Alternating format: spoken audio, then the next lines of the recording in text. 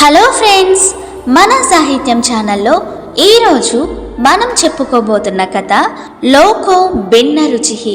కథ రాసిన వారు ఆర్సి కృష్ణస్వామిరాజు, చదువుతున్నవారు బివి సుకన్య. కథ వినే ముందు ప్లీజ్ కథ విని స్కిప్ చేసి వెళ్ళిపోకుండా సబ్స్క్రైబ్ చేసుకోండి. ఓ గ్రామీణ యువకుడు గురువు దగ్గరికి వచ్చాడు.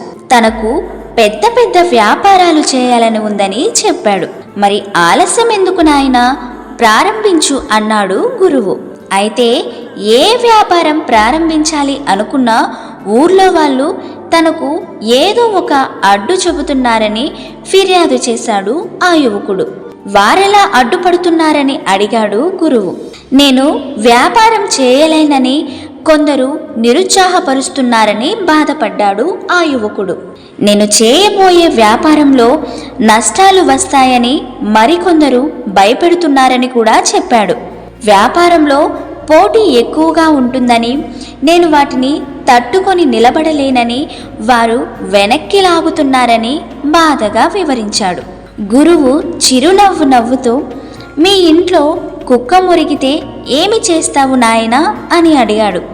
ఆకలైతే ఆహారం పెడతాను, కొత్త వ్యక్తులు ఎవరైనా వచ్చి ఉంటే దాన్ని సముదాయించి గొలుసుతో కట్టేస్తాను అని బదులిచ్చాడు. అదే వేరొకరి ఇంట్లోని కుక్క మొరిగితే ఏమి చేస్తావు అని మళ్ళీ ప్రశ్నించాడు గురువు. వేరే వాళ్ళ ఇంట్లో కుక్క మొరిగితే నేనెందుకు పట్టించుకుంటాను, ఏమాత్రం పట్టించుకోను అన్నాడు ఆ యువకుడు. అదే పని ఇక్కడ కూడా చేయాలి.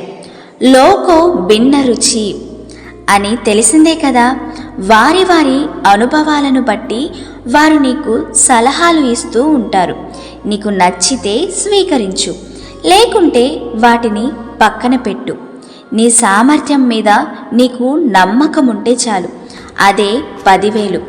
ఎప్పుడు ప్రపంచాన్ని మార్చాలని ప్రయత్నించకు, నిన్ను నువ్వు మార్చుకోవడానికి ప్రయత్నించు అని అన్నాడు గురువు.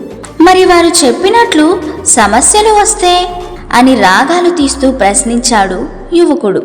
వెంటనే గురువు, నువ్వు దారిలో పోతూ ఉంటే నీకు ఎదురైన కుక్క ఏమి చేస్తుంది అని అడిగాడు. కొద్దిసేపు మురిగి తన దారిన తాను పోతుంది అని నెమ్మదిగా చెప్పాడు ఆ యువకుడు. కుక్క మాత్రమే వెళ్తుందా, లేక దాని తోక కూడా వెళ్తుందా అని అడిగాడు గురువు. కుక్కతో పాటు దాని తోక కూడా వెళ్తుంది అని వెంటనే బదులిచ్చాడు ఆ యువకుడు. సమస్య కుక్క అయితే తోక దాని పరిష్కారం లాంటిది. కుక్క వెనకే తోక ఉన్నట్లు సమస్య వెనకే పరిష్కారం కూడా ఉంటుంది అని ధైర్యం చెప్పాడు గురువు. తల అంటూ ఉంటే తలనొప్పి, మెడ అంటూ ఉంటే మెడనొప్పి ఉంటాయి అని గ్రహించిన ఆ యువకుడు ఆత్మవిశ్వాసంతో అక్కడి నుంచి కదిలాడు. సో ఫ్రెండ్స్, విన్నారు కదా లోకో భిన్న రుచి. కథ మీకు నచ్చిందని అనుకుంటున్నా.